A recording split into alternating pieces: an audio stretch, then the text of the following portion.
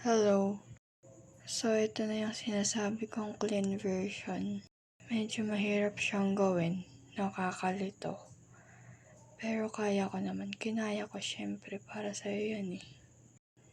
Nakaka-proud din yun kasi wala siyang cut.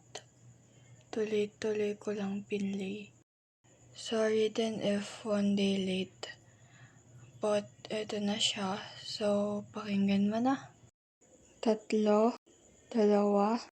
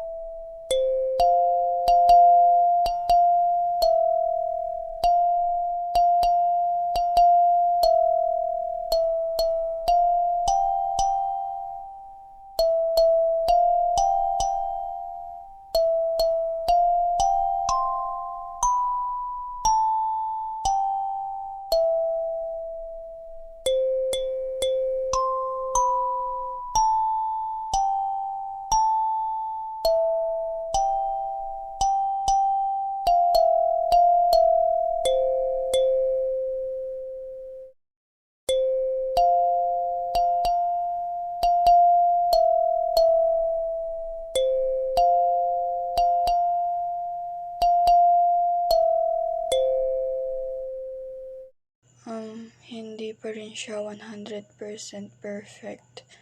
Pero ginawa ko naman yung best ko dyan.